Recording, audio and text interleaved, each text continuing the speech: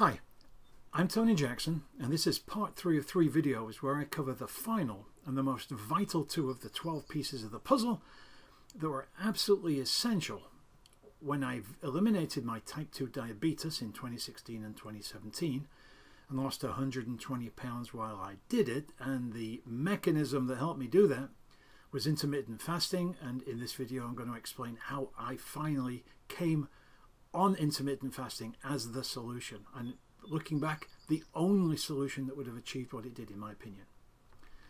I'm going to talk about the 3 game changers which emerged. They pulled everything together for me.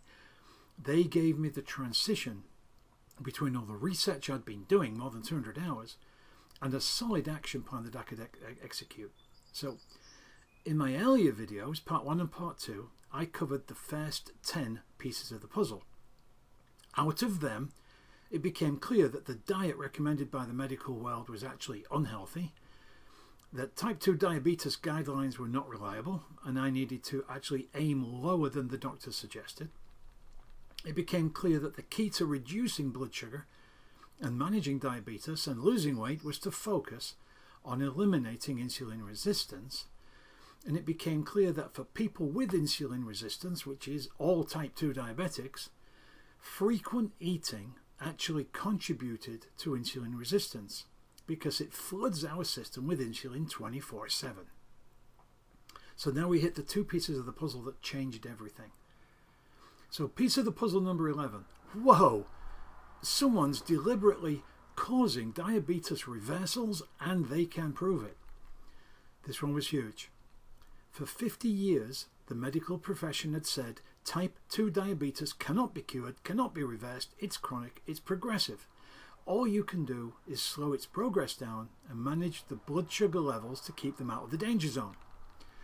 But even if you do that, the condition will get worse over time, and if you don't need meds yet, don't worry, you will.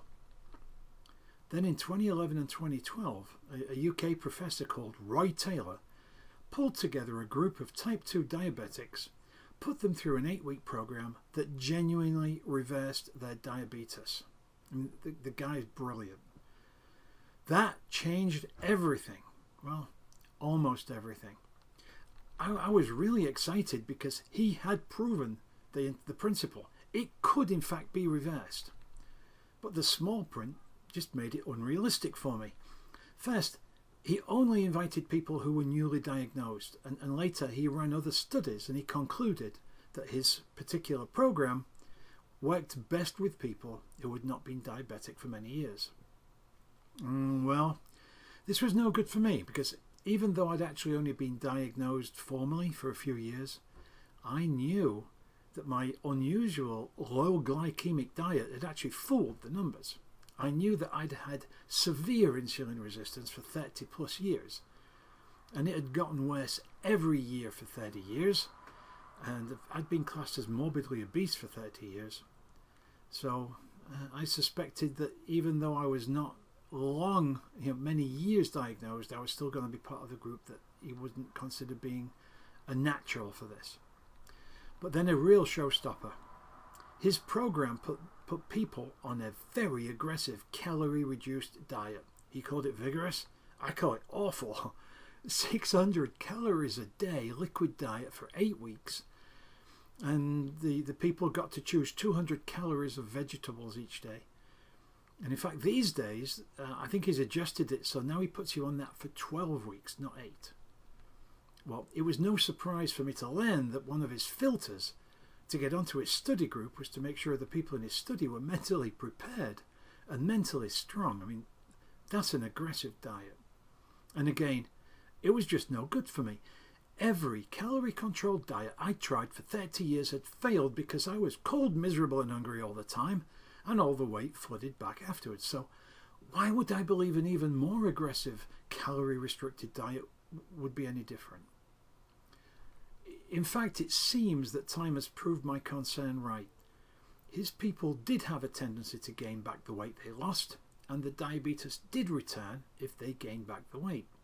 So I understand that in the latest incarnation of his program, he's added several weeks after the diet ends to help people transition back to real food and lesser quantities than they had before. And he now adds an 18-month period of monitoring and diet and exercise intervention as necessary in order to try to keep people from regaining the lost weight. So the great news was that I now knew it was possible to reverse diabetes. Thank you, Professor Taylor. But I had to find a way to do it that did not demand starvation-level diets, did not set me up for failure, did not set me up to regain all the weight, and it had to have a chance of working with someone who'd been morbidly obese and had demonstrated insulin resistance for more than 30 years. So, pieces of the puzzle, part 12. The focus shifts now to being 100% aimed at reducing body fat. Weight loss is simply a side effect when you do a mind shift. Because along with the awareness that type 2 diabetes could be reversed, this next piece of the puzzle was the turning point for me. Because Professor Taylor said the key to his method was to lose weight because some of the fat that was lost would be lost from the liver. And it was his claim that fatty livers were at the heart of insulin resistance. At that point, something in my brain went ka-ching, because it opened my eyes to the awareness that the real key was not to lose weight. It was to lose fat. Sure, if you lost fat, you'd also lose weight. But maybe there were fat loss strategies that put all the focus on this one specific outcome, fat loss, without being worried by or distracted by weight loss. I mean, think about it. How do you go about losing fat specifically? That now became the focal point of my search, and that led me to the 3 game changers, and it also immediately posed a big problem for me because fat loss is a problem for people with insulin resistance. What I learned was that when a healthy body doesn't have enough glucose in the system to provide fuel for the body, it's able to burn fat for fuel. I had never thought of it in this way before. It's like switching a car from one fuel source to another. In fact, our bodies were designed specifically to do this. In fact, when you think about it, having fat reserves was a brilliant solution to the reality that there would be times that we might go for hours, even days, without being able to find food. I mean, basically nature, or God if you prefer to think that way, built us an alternative fuel source for when the hunting and the foraging weren't going well. So there was the simple key to fat loss, which would burn fat as fuel instead of burning glucose. But there's a huge problem with that simple solution if you're insulin resistant, because insulin does some things very well. One of them, of course, is it helps store some of the food you eat as fat. It's very good at that. Too good at that if you're a fat person like I was. But another of the things it does is, when insulin is in your system, it stops you from burning your fat. And if you think about it, it just makes perfect sense. As long as you have insulin in your system in a healthy body, that means you've got glucose in your system, and therefore there's no need to burn fat. So your glucose fuel tank is full, and the fat burning access is shut off. But when you're insulin resistant, and when your system is swimming in insulin 24/7, that insulin blocks you from burning fat. Basically, insulin makes you fat and insulin keeps you fat. So I had to find something that would allow me to lower the insulin in my system. I needed to drain my system of insulin and then do everything I could to keep the insulin released by my pancreas as little as possible and have it in my system for as short a time as possible. And that led me to research anything and everything I could about burning fat and the role of insulin. That led me to the 3 game changers. The first game changer was just the awareness I mentioned earlier, that our bodies were designed to be able to switch fuel tanks from glucose to fat and back again. What was interesting to me was that as a 62-year-old at that time, I had probably never ever activated my reserve fuel tank. Like most people in the West, I'd always been able to eat when I was hungry. I could put glucose in my system anytime I wanted. Fat burning was simply never needed. So my body might not be very good at it to begin with, but it was something that's built into our systems. The second game changer was I looked for any group of people who knew anything at all about burning fat. And I found one. Bodybuilders. Bodybuilders are very interesting because they are not interested in losing weight. They are fanatics, though, about losing fat, because fat hides the definition of their muscles. To look ripped like a bodybuilder does, they have to build the muscle, but that's not enough. They have to burn off the fat that hides that muscle from view. When I dug deeper into the bodybuilding world, I discovered something that bodybuilders were doing to burn fat every day. Every day. Not all of them, but many of them. To my relief, what they were doing proved to be a very safe technique. It didn't involve any supplements, any meds, no miracle foods. This strategy that they adopted, it turned my world upside down. It became the key to draining the insulin from my system and keeping it drained. It became the key to rebuilding my sensitivity to insulin, or if you want to look at it from the other side, it became the key to chipping away at my insulin resistance. This thing they were doing, which is intermittent fasting, it came with a whole host of other health benefits, and later I was to reap the rewards of every single one of those. Low cholesterol, low blood pressure, greatly reduced inflammation in joints and tendons, reduced odds of developing Alzheimer's, and more. On the third game changer, while initially I didn't really change the components of my diet much, I discovered a diet I'd never even heard of before. Now today, it's growing in popularity, and no, I don't mean paleo, I mean keto. But that diet, when I eventually adopted it, to some degree, it meant I didn't create sugar spikes and I didn't create insulin spikes.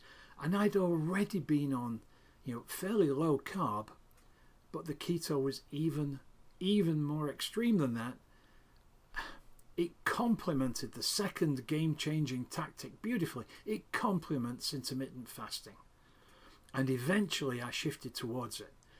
But initially, when I looked at keto, it was just too hard for me to go to. And I was already low carb. It was still too hard for me.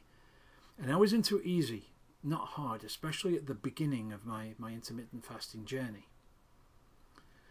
So now, okay, I had something that drained my insulin, which was going to intermittent fasting.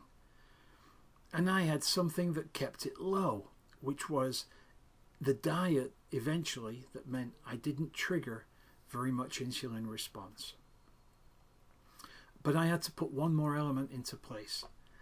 I had to decide how to make a start on this strategy in such a way that I was never hungry, because being hungry was always my deal breaker. Well, it turned out that these game changers actually can be achieved without being hungry, which was astonishing to me. I didn't have to take that on faith. There was actually a way to get started that made it very easy. I could just slowly dip my toe into the program, which I did. I started with 12-hour fasts, which was, for most people, that's a joke. For me, at the time, it was huge because I was used to eating every 2 or 3 hours, at the very most every 3 hours. But I could start with a 12-hour fast. It didn't need any big leap of faith. I didn't have to take a plunge into the deep end. I could take a step back if I needed to. And it was okay to do that. So now it was game on. So I developed my plan. It was actually very simple. And then I followed that plan. I moved into intermittent fasting, and the results were, over time, type 2 diabetes eliminated, 120 pounds dropped, and my blood pressure these days is around 100/70. That was May 30th, 2018. I'm just an ordinary guy, but I recorded extraordinary results. As a point of proof here, I asked a doctor, in your 35 years of practice, how many other people have you known who've achieved what I just did? His answer, none. And by the way, this guy is a really good doctor. He's actually earned the trust of my family untold times, over 3 decades. So there you have it. What I did was unconventional. It had to deal with a 62-year-old guy who'd been morbidly obese at 300 pounds and more for 30 years. And I achieved what almost no one else has. And I did it through one of the intermittent fasting protocols. Okay. If you've enjoyed this video, if you've got some value out of it, please do me a favor and do 3 things for me. First, consider subscribing to my channel. Just click on the bright red subscribe button underneath this video, because I'm going to be publishing a lot of videos in the weeks to come, and you'll be notified first when I do so. Second thing, like I said, what I did was unconventional, but it was very thoroughly thought out, and it was 100% backed by science. I documented everything I did as a detailed guide and case study. I go into all the criteria I used, all the 12 pieces of the puzzle in great detail. I explain the plan, I explain the results, and a lot more besides. If you want to learn more, if you're interested in learning exactly what I did to achieve my spectacular results, view this specific page on a website that I share with my daughter. fuelupshapeup.com/intfastdiabetes, which of course stands for intermittent fasting diabetes. So fuelupshapeup.com/intfastdiabetes.